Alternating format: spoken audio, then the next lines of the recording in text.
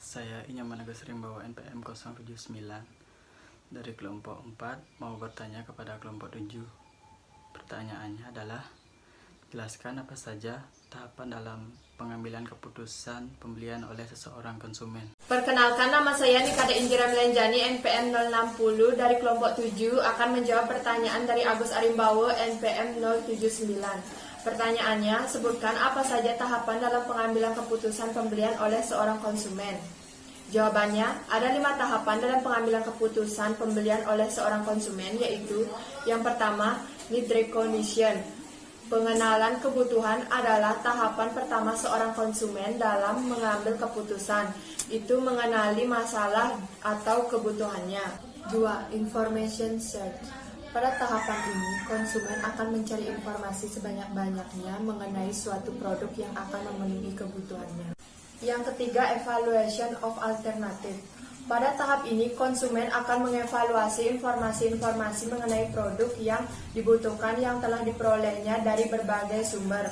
Selain itu, konsumen juga akan mencari alternatif produk lain untuk memenuhi kebutuhannya. Keempat, purchase decision. Konsumen akan menentukan mengenai merek atau produk mana yang akan dibelinya. Ada 2 faktor yang membentuk keputusan konsumen, yaitu pertama, sikap orang lain, berapa pengaruh dari teman atau keluarga, dan 2 faktor-faktor yang tidak terduga berupa harga, pendapatan, dan manfaat produk. Yang terakhir 5, konsumen tidak hanya terlibat intens sebelum dan pada saat pembelian dilakukan, namun juga tindakan pasca pembelian. Pada tahapan ini, konsumen memperlihatkan kepuasan atau ketidakpuasan konsumen. Perkenalkan, nama saya Ibu Toga Sugiarta, NPM 718. Saya dari kelompok 4. Saya ingin bertanya kepada kelompok 7. Pertanyaannya adalah, di dalam keputusan pembelian tentunya ada faktor yang mempengaruhinya. Faktor-faktor apa yang bisa mempengaruhi keputusan pembelian? Terima kasih. Perkenalkan, nama saya Nikade Ayu Rismeni, NPM 454. Akan menjawab pertanyaan dari Iputu Agus Sugiarta, NPM 718. Pertanyaannya, di dalam keputusan pembelian tentunya ada faktor yang mempengaruhinya. Faktor-faktor apa saja yang bisa mempengaruhi keputusan pembelian? Jawabannya, faktor-faktor yang mempengaruhi keputusan pembelian konsumen. Menurut Kotler dan Armstrong, perilaku konsumen dalam melakukan pembelian sangat dipengaruhi oleh 4 faktor, yaitu yang pertama ada faktor-faktor kebudayaan.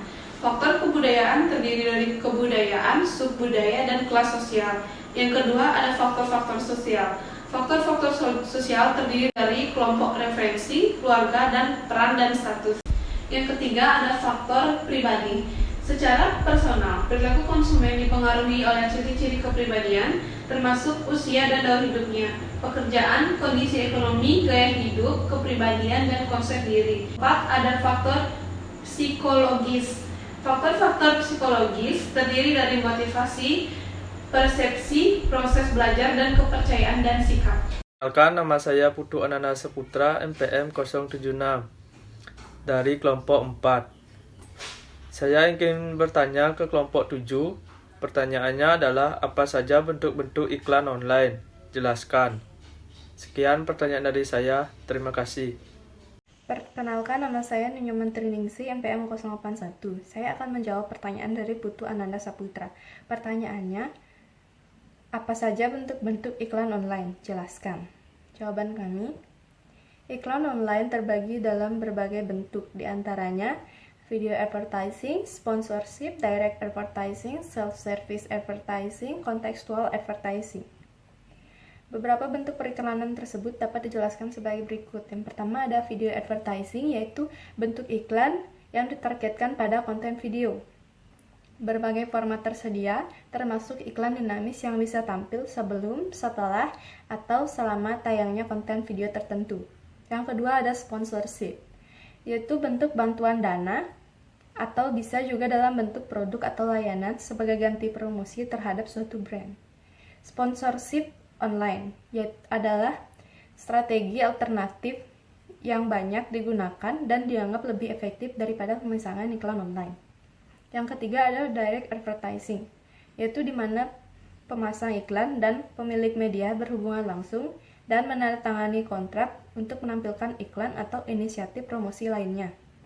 Yang keempat adalah self-service advertising, yaitu pendekatan iklan baru di mana materi iklan, penempatan iklan, tampilan serta teks yang dikerjakan sendiri oleh pemasang iklan melalui metode proses yang dilakukan sendiri di online.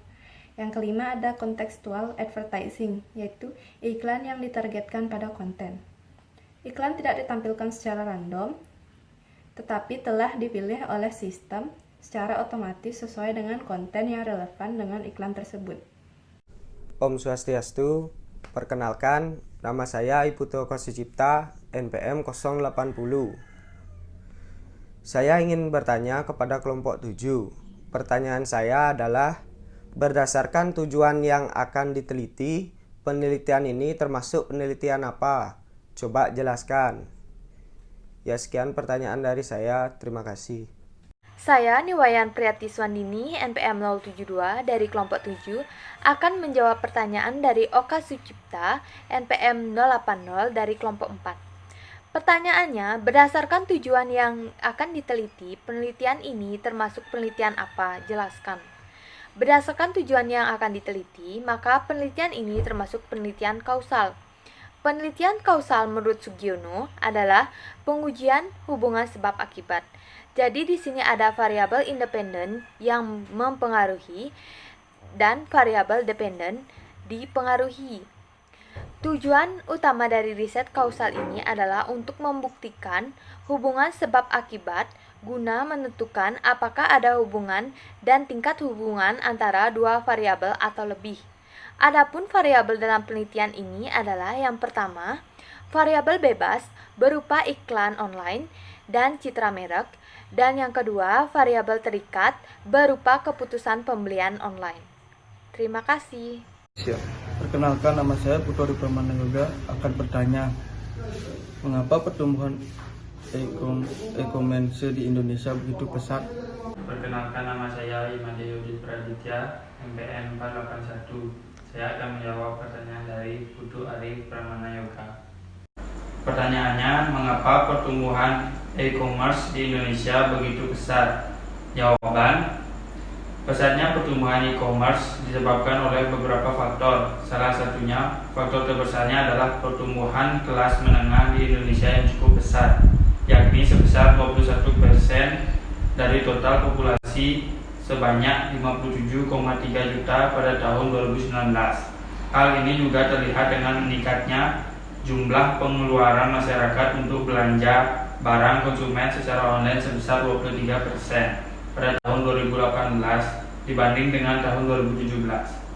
Selain dari meningkatnya kelas menengah, faktor lain juga mendukung perkembangan e-commerce adalah tingkat penetrasi internet dan penggunaan perangkat mobile yang terus meningkat, memungkinkan lebih banyak orang untuk mengakses berbagai platform belanja online, mulai dari website, toko online, aplikasi, marketplace, media sosial, dan banyak lainnya.